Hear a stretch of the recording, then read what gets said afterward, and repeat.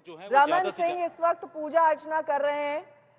दरअसल इस बार बीजेपी ने उन्हें सीएम के चेहरे के तौर पर प्रोजेक्ट नहीं किया है, लेकिन इसके बावजूद लगातार वो बीजेपी की जीत पर तमाम बयान दे चुके हैं। आत्मविश्वास से लबरेज रमन सिंह इस वक्त क्या कुछ कह रहे हैं, सुनिए। छत्तीसगढ़ में भारतीय जनता पार्टी की सरकार बने और जो सुशासन और विकास की कल्पना छत्तीसगढ़ की जनता के मन में है, वो विश्वास छत्तीसगढ़ की जनता जीते और भारतीय जनता पार्टी निश्चित रूप से इस बार के चुनाव अभियान के बाद 100% विश्वास मुझको है कि भारतीय जनता पार्टी प्रथम चरण में बस्तर और राजनांदगांव को मिला दे तो 20 सीटों के साथ हम पहले चरण में ही बहुमत की दिशा में आगे बढ़ेंगे और 14 से 15 सीटों पर भारतीय जनता पार्टी पहले चरण में और दोनों चरण मिला के स्पष्ट बहुमत के साथ भारतीय जनता पार्टी की सरकार छत्तीसगढ़ में बनेगी। वजह क्या है जो आपको लग रहा है इतना बड़ा बहुमत आएगा? पिछली बार जो स्थिति थी और आप कह रहे हैं पूर्ण बहुमत आएगा, इसकी वजह क्या है? उसकी वजह है इनके झूठ के वादे, झूठ का पुलिंदा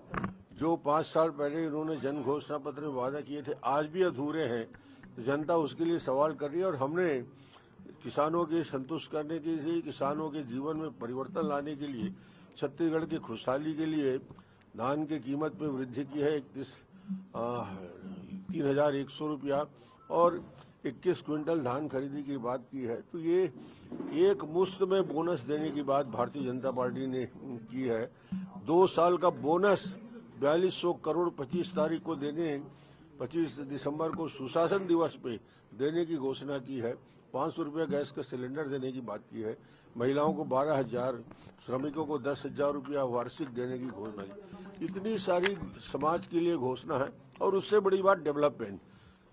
मोदी के साथ हम डबल इंजन की सरकार बनाएंगे छत्तीसगढ़ में और तेजी के साथ छत्तीसगढ़ में विकास आगे बढ़ेगा। महादेव ऐप कितना बड़ा मुद्दा है? महादेव ऐप बताइए। निश्चित बात है, करप्शन बहुत बड़ा मुद्दा छत्तीसगढ़ में है। मुखिया यदि खुद भ्रष्टाचार में लिप्त हो जाता है, जुआ सट्टा अपराधियों से पैसा लेने लगता है, 509 करोड़ का ट्रांजैक्शन को प्रमाणित किया है ईडी ने, इससे बड़ा और क्या प्रमाण मिलेगा कि इनके सचिवालय के 3 अधिकारी इससे लिप्त है, उनको पैसा मिलता है। उनका बयान जो आया है सोनी का, जो महादेव ऐप का प्रमुख है, संचालक है, कि मैंने 509 करोड़ 508 करोड़ रुपया भूपेश बघेल को दिया है, 5.7 यानी 5 करोड़ 70 लाख रुपया जब्त हुआ है और वो हैंडलर था जिसको किया गया, उसके बयान पे भी आया है कि बघेल नाम के व्यक्ति को हमने पैसा दिया है। तो सबूत नहीं है इसका। इससे अब क्या भूपेश के हाथ में नोट दिखाए? इससे बड़ा और प्रमाण कोई हो सकता है दुनिया में कि जो पैसा देने वाला है वो बोल रहा है, जो महादेव ऐप का डायरेक्टर है अपना प्रमाण पत्र दिखा रहा है कि मैं डायरेक्टर हूँ। वो डायरेक्टर जब बोल रहा है तो और किसको ढूंढ के लाओगे आप लोग? मुझे समझ में नहीं आता।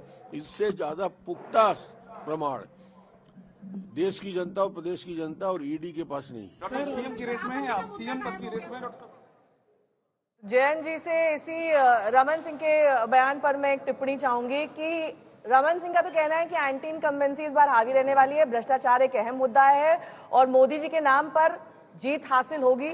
लेकिन सर, अगर जीत हासिल हो भी गई, रमन सिंह तो सीएम नहीं बनेंगे ना? बिल्कुल नहीं।